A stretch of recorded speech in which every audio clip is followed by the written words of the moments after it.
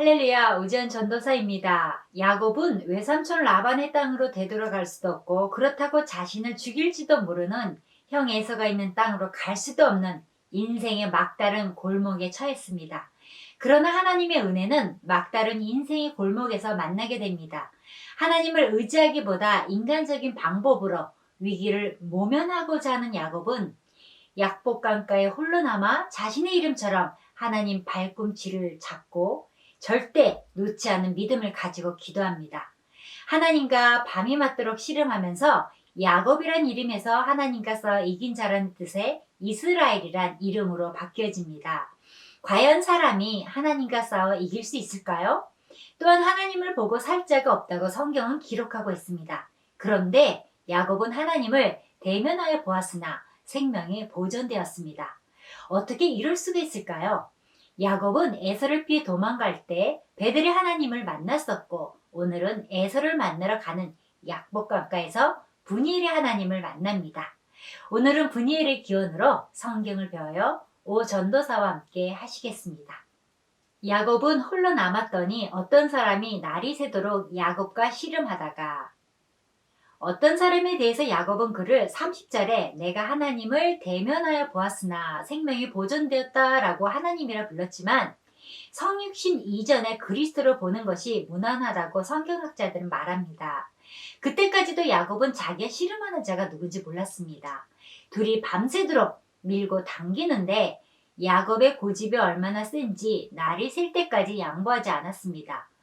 눈물로 붙들고 필사적으로 간구하는 야곱의 기도 모습을 생생히 묘사해주기 위해 실제 씨름하듯 영육간의 모든 힘을 쏟는 모습으로 씨름하다로 표현한 것입니다. 씨름하다의 히브리어는 아바크입니다. 대항해서 싸우다, 끝까지 싸우다, 서로 겨루다의 의미가 있습니다. 하나님과 씨름하는 야곱의 모습에서 아바크라는 단어가 처음 사용되었습니다. 그의 끈질긴 기도와 싸움은 결국 축복으로 이어집니다. 자기가 야곱을 이기지 못함을 보고 그가 야곱의 허벅지 관절을 치매 야곱의 허벅지 관절이 그 사람과 씨름할 때에 어긋났더라. 그가 이르되 날이 세려하니 나로 가게 하라. 야곱이 이르되 당신이 내게 축복하지 아니하면 가게 하지 아니하겠나이다. 허벅지 관절은 허리 아래에 있는 넓적다리를 가리키는데 이 뼈는 인체에서 가장 강한 부분입니다. 구약시대 사람들은 이 부분에 손을 얹고 서약했으며 병사들은 이 부분에 칼을 찼습니다. 그런가 하면 당시 생활 풍습에서 사람이 넓적다리를 치는 것은 가장 깊은 슬픔과 수치, 후회의 표시였습니다. 결국 허벅지 관절이 어그러지니까 야곱이 그 자리에 쓰러져서 절름발이가 되었습니다. 도망을 쳐야 하는데 이제는 도망을 칠 수도 없습니다. 그래서 그 사람을 부여잡았습니다. 당신이 누군지 모르겠지만 나에게 복을 주십시오. 나에게 복을 주지 않으면 당신을 절대 놓지 않겠습니다. 나는 이제 절름발이가 되어서 형이 오면 도망도 못 가고 이제 죽게 되었습니다.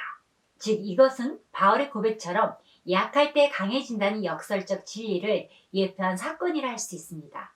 결국 도망치겠다는 인간적 계획이 허물어졌습니다. 이제는 도망칠 수도 없습니다. 하나님의 복을 받고 하나님이 같이 하셔야 이 위기를 벗어날 수 있기 때문입니다. 그 사람이 그에게 이르되 내 이름이 무엇이냐? 그가 이르되 야곱이니이다. 이름이란 한 존재의 속성과 전 인격을 대표하는 것입니다.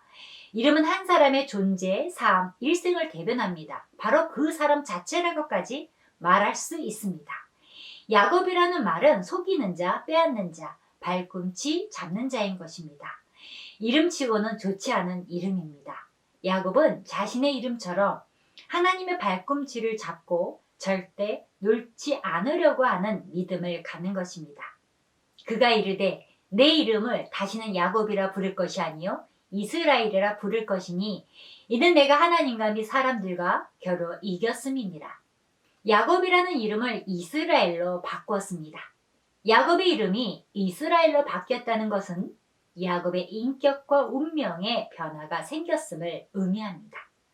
우리가 기도하고 주님을 앙망하면 매일같이 주님이 와서 우리와 씨름하고 우리를 변화시키는 것입니다. 우리 삶 속에 큼직한 씨름만 있는 것이 아니라 작은 씨름도 있는 것입니다. 교회 가기 싫은 마음이 있는데 주님은 교회 가라고 하십니다. 교회 갈까 말까 씨름하는 것입니다. 11조 드릴까 말까 씨름하는 것입니다. 시간도 없는데 성경 공부할까 말까 씨름하는 것입니다. 우리가 하나님의 사명의 부르심에 불복종할 때 끊임없는 씨름을 하게 되는 것입니다.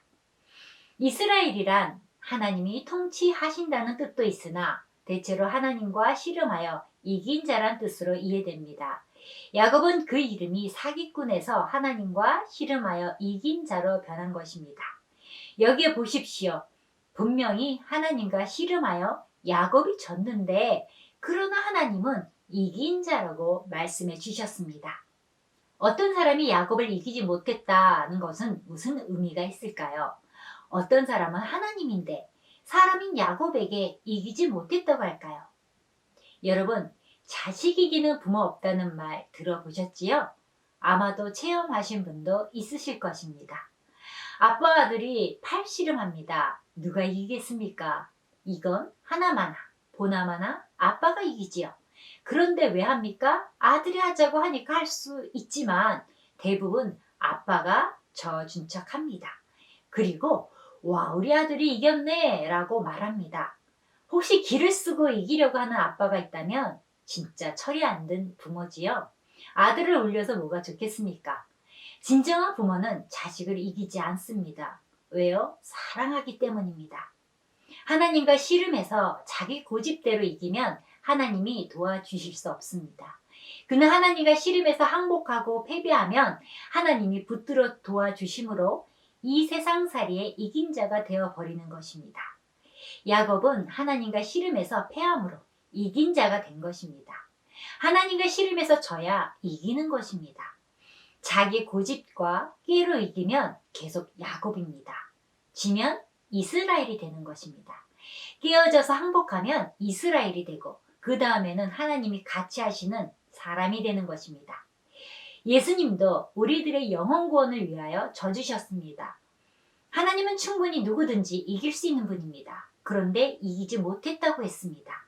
이것은 야곱을 구원하기 위하여 기꺼이 십자가를 지는 예수님의 모습을 보여주고 있는 것입니다. 마태복음 27장 39절부터 44절입니다.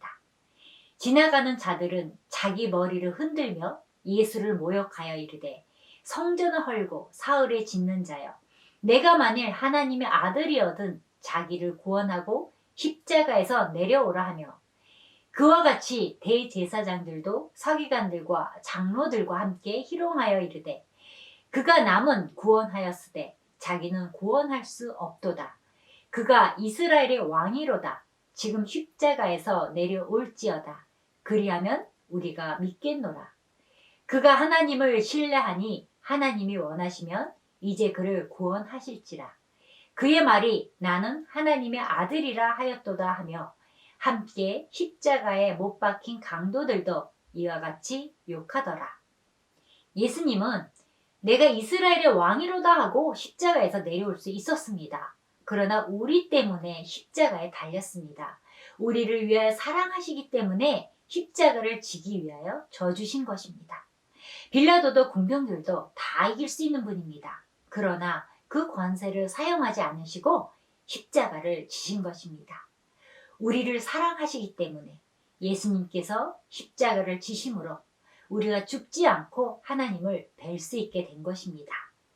야곱은 이 과정을 경험한 것입니다. 씨름하다는 것은 십자가를 지는 사건을 보여주는 것입니다. 결국 야곱과의 씨름은 구약에서의 예수님의 십자가 사건의 모형입니다. 야곱은 20년 세월 동안 형에 대한 두려움과 불안과 공포를 느끼고 살았었습니다. 하루도 마음이 편하지 않았었습니다. 그러나 주님과 씨름하고 자기가 깨어지고 난 다음 자기 모든 인생을 하나님께 내어 맡겼습니다. 이제 절뚝발이가 되어 도망을 못 치니 사나 죽으나 하나님께 맡겼던 것입니다. 이사야 41장 14절을 보면 야곱을 가리켜 버러지 같은 야곱이라고 묘사하고 있습니다. 이는 야곱이 깨어져서 버러지처럼 무능하게 되었음을 의미합니다. 하나님께서 원하시는 야곱은 인간적으로 꽤 많고 똑똑한 야곱이 아니라 인간적으로는 무능할지라도 오직 하나님만 의지하는 이스라엘이었던 것입니다. 인간의 생사화복을 주관하시는 분은 전능하신 하나님 아버지입니다. 접시물에 빠져도 죽는 사람이 있고 요노와 같이 거센 풍랑이 넘실대는 바다에 빠져 물고기 배에 들어가더라도 살아나는 사람이 있습니다. 그러므로 내 생명을 내 것으로 생각하지 말고 예수님을 믿고 하나님께 맡겨야 합니다. 죽든지 살든지 하나님 마음대로 하십시오 하면 하나님의 능력과 권능으로 죽을 자도 살게 되는 것입니다. 염려와 근심도 하나님께 맡기고 살고 죽는 것도 하나님께 맡기고 먹고 사는 것도 하나님께 맡기고 처자도 하나님께 맡기고 모든 것을 완전히 하나님께 맡기고 나니 그 마음속에 태양이 떠오르기 시작한 것입니다.